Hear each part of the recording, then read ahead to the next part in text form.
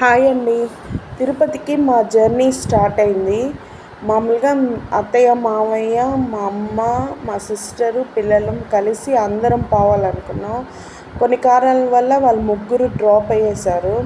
Drop అవుతే ఇంకా మా జర్నీ స్టార్ట్ అయిపోయింది.